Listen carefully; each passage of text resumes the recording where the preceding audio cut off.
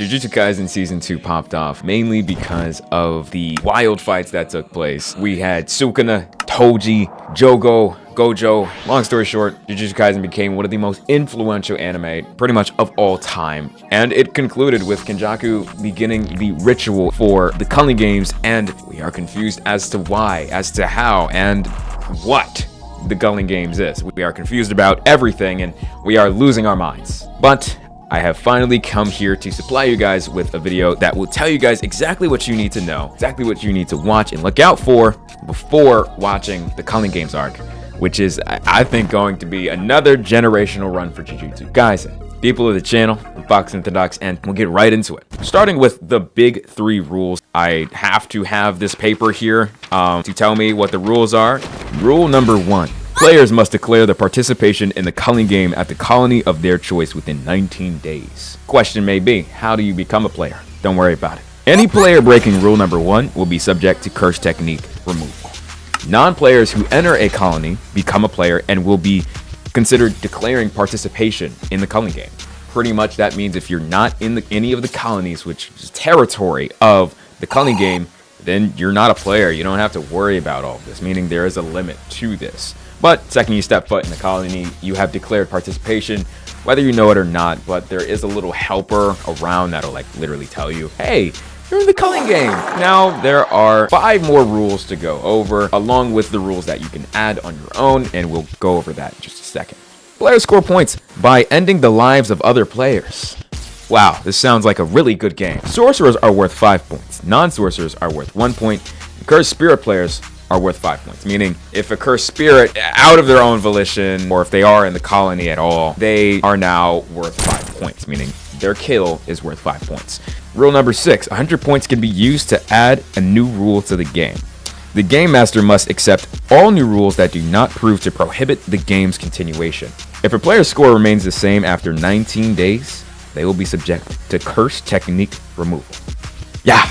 That is it. All the rules. Any questions? I'm not answering any of them, unless you comment it down below. And like and sub. Let's talk about why the Culling games work. How does this work? Why is this ritual acting? Is it just cursed energy? Is it Kenjaku's cursed technique? What's going on? One thing that's actually very important to mention is that the cursed technique that was stripped from Mahito. Yeah, you remember that guy? Mahito. Yeah. Maximum Uzumaki. Gato's innate maximum technique. Kenjaku was able to extract the technique from Mahito while also merging Mahito with many other cursed spirits and turning him into a spirit bomb. Things that he directly did with idol transfiguration. He made it so that he could activate cursed objects. These cursed objects being within people that then turn into incarnated sorcerers from sorcerers that he made deals with long ago. Their prior forms, their prior prime forms, if you get what I'm saying. Another thing that he did directly with idol transfiguration, give and strip sorcerers and non-sorcerers of their techniques. Meaning it is said and known in the Jujutsu Kaisen universe that the curse technique is a part of a sorcerer's brain, pretty much. Removing a curse technique almost always ensues death, which is why someone like Maki, with a heavenly restriction that does not allow her to have a cursed technique, let alone cursed energy, is immune to all of the rules of the Culling game. And that one thing when I was talking about for the non-sorcerers, idol transfiguration is always used when a non-sorcerer enters any of the 1 colonies and they are now instated as a player. So yes, idol transfiguration is what was directly used to bring incarnated sorcerers back.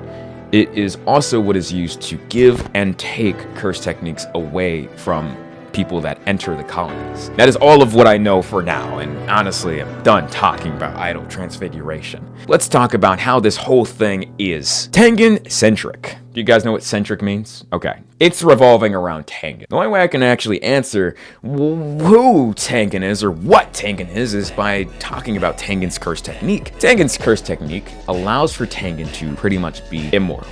But Tengen ages. The thing about this aging ability is that the aging is actually evolving. So Tengen evolves, which is why you've heard in the past about the star plasma vessels are needed to merge with Tengen to kind of keep Tengen in a certain spot for like a good tens of hundred years. I don't know how long it really helps, but you know, Rico failed in that aspect. Culling game uses the player's cursed energy and the barriers for a ritual that prepares the humans of Japan for the merger. That's the cursed energy that he lacks, that he can't just use idle transfiguration, bring every human in Japan together to merge with Tengen. He doesn't have that reserve, so instead he's going to make it so that any fights that clash, any cursed energy sparkling anywhere, I guess, that's moving into places, it goes to the ritual. That's what he's going to use to then use idle transfiguration by force to merge everybody with Tengen. Regular sorcerers, people in general, cannot retain the sanity that they might have ever had if merging with Tengen. Mostly because Tengen is not only sort of extraterrestrial, but also on a scale of consciousness so far beyond their understanding, a scale of power, to the point where they will go crazy. If they go crazy, Tengen go crazy. If Tengen go crazy, then they turn into a big bad monster. The specifics as to how the barriers are supposed to bring normal people to Tengen at some point, if the requirements are finally met, I don't really know. I think the cursed energy spiraling within that game is also being used to fortify the barrier and make it stronger and stronger and stronger until he's able to do something with the barrier that forces the connection to Tengen and a normal person, anything at this point. We're gonna do a little summary of what we just talked about before we continue with the last point that I want to hit on, which is pretty much all about Kenjaku's philosophy, which is the essence of what the Culling game was made to be. Rule 1, player must declare their participation in the Culling game at the colony of their choice within 19 days. Rule 2, any player breaking rule number 1 will be subject to curse technique removal, aka death. Rule number 3, non-players who enter a colony become a player. Consider declaring participation within the Culling game. Rule 4, players score points by ending the lives of other players. Rule 5,